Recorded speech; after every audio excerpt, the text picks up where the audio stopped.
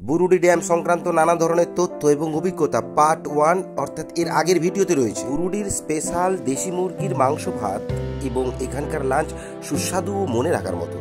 এর আগের পার্ট 2 ব্লগে রয়েছে 21 ফুট উচ্চতা বিশিষ্ট ধারাগিরি জলপ্রপাত, যার সম্পর্কে পার্ট 2 ব্লগে আলোচনা করেছি। আজকের ব্লগে থাকছে বাংলা ভাষার ভারতীয় লেখক কথা সাহিত্যিক বিভূতিভূষণ বন্দ্যোপাধ্যায়ের বাড়ি গৌরীকুঞ্জ। দাদা বিভূতিভূষণ আম খাবে বলে ভাই দুটো বিয়েরই এই আম গাছটি লাগিয়েছিলেন।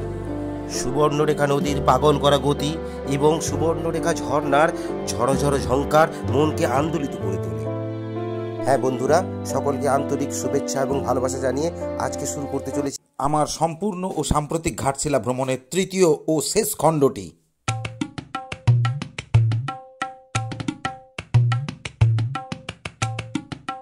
বুরুডি ড্যামের হোটেলে লাঞ্চ শেষ করে আমরা বেরিয়ে যাচ্ছি গৌরীকুঞ্জ বিভূতিভূষণ বন্দ্যোপাধ্যায়ের বসতবাটি দেখার উদ্দেশ্যে। পার্ট 1 ব্লগে যা আমরা দেখেছি তা হলো যে আমরা হাওড়া থেকে সকাল 9:45 নাগাদ বুরুডি ড্যামে ঢুকেছি। বুরুডি ড্যামের প্রাকৃতিক দৃশ্য উপভোগ করার পর এখানে হোটেলে খাওয়া দাওয়ার জন্য আমরা নানান ব্যবস্থা করে আয়োজন করে রান্নাবান্না এখানে হচ্ছে।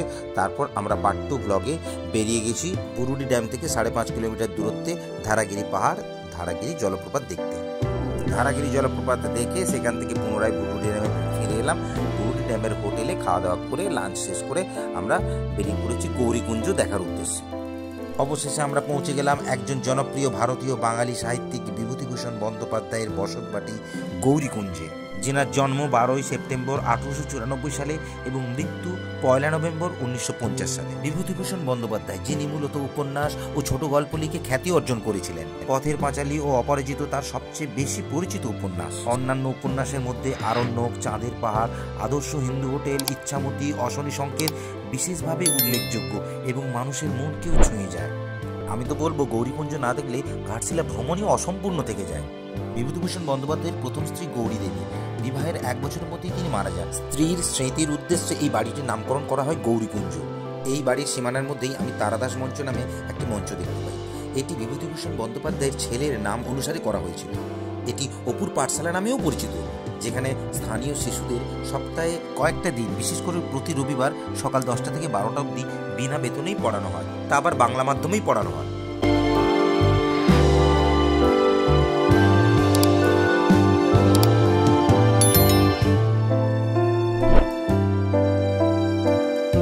আমার সকল বন্ধুরা, অর্থাৎ যাদের গুড মর্নিংটা শুরু হয় একে অপরের সঙ্গে সাক্ষাতের মাধ্যমে, আমরা সকলে মিলে একসঙ্গে সূর্য উদয় দেখি। দিনের একেবারে শুরুতে সকলে একত্রিত হয়ে মিলিত হয়ে স্বাস্থ্য ও শরীরচর্চার মাধ্যমে পবিত্র শরীর ও মন নিয়ে দিনটাকে শুরু করি।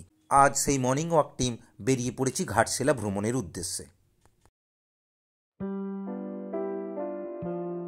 এখানে একটি আম গাছ ছিল, যে আম গাছটি বেশ নাম করা ছিল, কারণ ভাই নুটু বিহারী দাদা বিভূতিভূষণ বন্দ্যোপাধ্যায়ের আম খাওয়ার জন্য এই গাছটি লাগিয়েছিলেন। তবে সময় ও কালের অবক্ষয়ে তার অংশটুকু পড়ে রয়েছে। এর থেকে বোঝা যায় লেখক আম খেতে খুব ভালোবাসতেন। ইনি আমার মর্নিং ওয়াক টিমের একজন প্রিয় দাদা অমল দা। ইনি আমার পাশের স্কুলের প্রধান শিক্ষক মহাশয়। ছোট ভাইয়ের মতো আমাকে ভীষণভাবে গাইড করেন। বিভূতিভূষণ বন্দ্যোপাধ্যায়ের বসতবাটি সংক্রান্ত বিভিন্ন তথ্য সংগ্রহের জন্য আমাকে ভীষণভাবেই সাহায্য করছেন। এরপর আমরা বিভূতিভূষণ বন্দ্যোপাধ্যায়ের মূল বাড়িতে প্রবেশ করছি। এটা একটা একতলা বাড়ি। এটা হচ্ছে সামনের ঘর, যেটা একটা বারান্দাও বলা যেতে পারে। এরপরে ভেতরে 2টি ঘর আছে। বিভূতিভূষণ বন্দ্যোপাধ্যায়ের বাড়িটি এখন একটি সংগ্রহশালা। লেখকের ব্যবহার করা নানা সামগ্রী সংরক্ষিত আছে এখানে। এখানে রয়েছে লেখক বিভূতিভূষণ বন্দ্যোপাধ্যায়ের ব্যবহার করা বিভিন্ন জিনিসপত্র, ওনার বিভিন্ন বাদ্যযন্ত্র, এছাড়া লেখক যে পোশাক ব্যবহার করতেন সেই পোশাকও সংরক্ষিত করা রয়েছে। লেখকের বিভিন্ন গ্রন্থ, এছাড়া লেখক যে সমস্ত বই ব্যবহার করতেন সেই সমস্ত বইগুলো গোছানো আছে। রয়েছে লেখকের লেখার সমস্ত পাণ্ডুলিপি, দেওয়াল ভর্তি বিভিন্ন পাণ্ডুলিপি রয়েছে। গৌরীকুঞ্জের ভ্রমণ শেষ করে কয়েকটা ফটো তুলে আমরা বেরিয়ে পড়লাম সুবর্ণরেখা নদীর উদ্দেশ্যে। গৌরীকুঞ্জ থেকে নদী তীর ধরে খানিকটা নেমে গেলেই রাতমোহনা।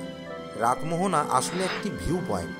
রাতমোহনা থেকে সুবর্ণরেখায় সূর্যাস্তের জাদুকরী দৃশ্য বহুদিন স্মৃতিতে জাগ্রত হয়ে থাকবে। সুবর্ণরেখায় অসম্ভব সুন্দর সেই সূর্যোদয় দৃশ্য। ঘাটশিলা ঝাড়খণ্ডের পূর্ব সিংভূম জেলার ছোট্ট শহর। এখানকার অনুচ্চ পাহাড়, টিলা, সুবর্ণরেখা নদী, মন্দির, কালজয়ী সাহিত্যিক বিভূতিভূষণ বন্দ্যোপাধ্যায়ের স্মৃতি মানুষের মনকে, এখানকার পর্যটকদের মনকে ভীষণভাবে আলোড়িত করে। হয়তো ঠিক এই কারণেই আরণ্যকের স্রষ্টা বিভূতিভূষণ বন্দ্যোপাধ্যায় বাসা বেঁধেছিলেন এখানে, সুবর্ণরেখার তীরে। অরণ্য, পাহাড়, নদী, ঝর্ণা, হ্রদ, বাংলাভাষী, হিন্দিভাষী, আদিবাসী, পরব, মেলা, মাদনের বোল, এই সবই ঘাটশিলা ভ্রমণ করার বড় পাওয়া। কথিত আছে এই নদীর বালুতটে নাকি সোনা পাওয়া যেত, তাই এর নাম সুবর্ণরেখা। নগরায়নের ছোঁয়া লেগেছে ঘাটশিলাতে, তা বলে হারিয়ে যায়নি সুবর্ণরেখা। হেঁটে হেঁটে নানা জায়গায় বেড়াতেন বিভূতিভূষণ। তার আরণ্যক উপন্যাসের সেই ফুলডুংরি পাহাড় এখনো যেতে পারেন। ঘাটশিলা ভ্রমণের প্রতি মুহূর্তে সুবর্ণরেখা বাঙালির মনকে যেন ছুঁয়ে যায় বিভূতিভূষণ বন্দ্যোপাধ্যায়ের বাংলা সাহিত্যের হাত ধরে। অনেকে বলেন সুবর্ণরেখা নদীর ঘাটে শত শত শিলা সাহিত্য বলে নাকি এই স্থানের নামকরণ করা হয়েছে ঘাটশিলা। এই ঘাটশিলা ভ্রমণের সম্পূর্ণ ভ্রমণ অভিজ্ঞতা ভিডিওটি আমি এইখানেই শেষ করলাম। টাটা, বাই বাই, নমস্কার।